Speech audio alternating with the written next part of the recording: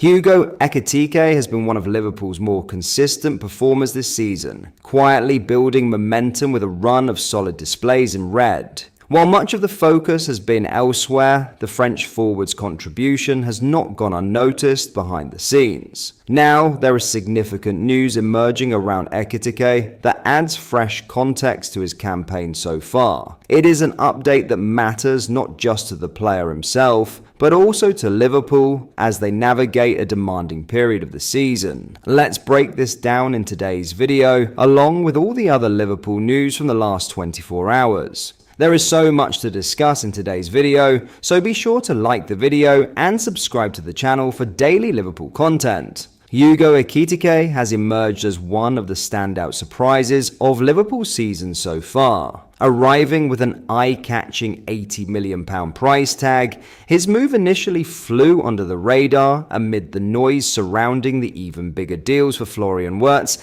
and Alexander Isak.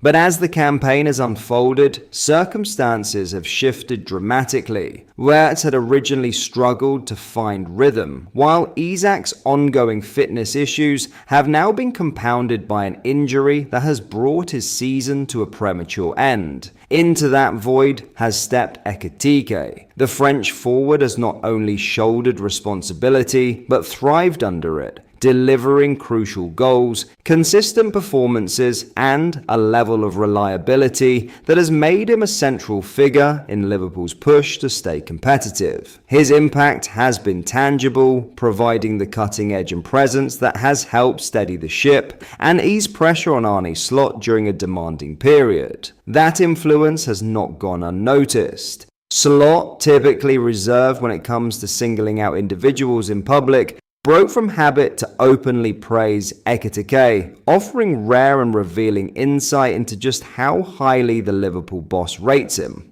and what that could mean for his role going forward. Let's take a closer look at exactly what was said. Hugo as well, because he goes into this game having scored 5 goals in his last 3 Premier League games as well. He's still only 23, and you spoke about him getting up to the physical levels that you want. What maturity then is he showing on and off the pitch to reach those levels that you want? And do you almost have to protect him a little bit more now because of the injury to Alexander? No, I think he showed a lot of hard work to get to this fitness level where he is at the moment. It sometimes took me a bit of convincing that this all is actually really needed to become stronger, but he always did it, and not always with a smile on his face, but he's worked really hard to get fitter and fitter and fitter on and off the pitch. And now I've tried to convince him as well. The better you defend a set piece, the bigger chance you have to score a goal on the other end. Because if you are 0-0, it's easier to score a goal than when you're 1-0 down. This might sound strange, but what it does with the energy levels of the other team, if you are conceding or if you are 1-0 up, that is a difference. So for us, for him to score goals, it's also important that we hardly concede, let alone in set pieces. But he's worked really hard to get where he is now, and I think he's ready to go into a program we are facing now. But he's not the only number 9 I have. Federico Chiesa can play in that position as well. So yeah, I have the chance to maybe, I wouldn't say rest him, but take him off if he's completely tired, with Federico Chiesa being available.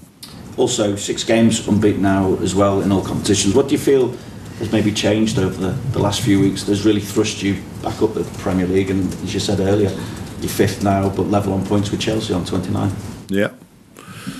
Well, I think the main thing that has changed is that we, apart from the second half against Brighton, we haven't conceded that many chances as we did in the run we had before.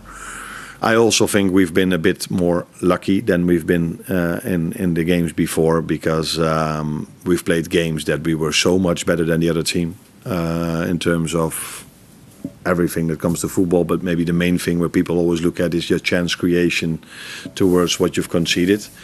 Now in the last game against Spurs, I don't think we had many more chances than them, and in the game against Brighton it was equal as well, and those are the 2 games we've won. So That's what you get with a low-scoring sport. We've been many times, so unlucky with the result. Almost every time. But in the last 2 games, I wouldn't say we don't deserve it, but it was more of an equal game, those two, than many other games we've played that we've lost. So yeah, that's the nice part of football, that the performance doesn't always gives the result that you can expect. In other news, Bournemouth forward Antoine Semeno has emerged as one of the defining figures of the approaching January transfer window. But Liverpool now appear set to miss out after the player made his preference clear. Despite widespread interest and preliminary groundwork from several Premier League giants, the Ghana international is now understood to be leaning towards a move elsewhere, bringing clarity to a situation that had gathered momentum throughout the autumn. Semeno, 25, is viewed across the league as one of the most attainable elite attacking options available mid-season due to a £65 million release clause written into his Bournemouth contract. That clause has alerted a number of top clubs, with Liverpool, Manchester City, Spurs, Chelsea and Manchester United all assessing the feasibility of a deal as they shape their January strategies. However, the direction of travel has shifted decisively in recent weeks. David Ornstein reports that Semeno has identified Manchester City as his preferred destination, driven largely by what has been described as a desire to win trophies. While no agreement has yet been finalized between City and Bournemouth, the player's stance is said to be clear, with Pep Guardiola's side seen as offering the strongest platform to compete for major honours immediately. A move to the Echitak would significantly bolster City's title push in the second half of the season, particularly given Semeno's versatility and physical profile. From Liverpool's perspective, the picture is notably different. Alex Crook has reported that the club decided not to pursue a move a while back, with indications that their last meaningful contact regarding Semeno came in November. While Liverpool were believed to have explored the outline of a potential deal, including discussions around personal terms, a firm decision was ultimately taken not to activate the clause as January approached. That choice has inevitably been shaped by wider squad planning. Liverpool are currently managing the long-term absence of Alexander Isak, which had initially sharpened focus on attacking reinforcements. Yet rather than commit £65 million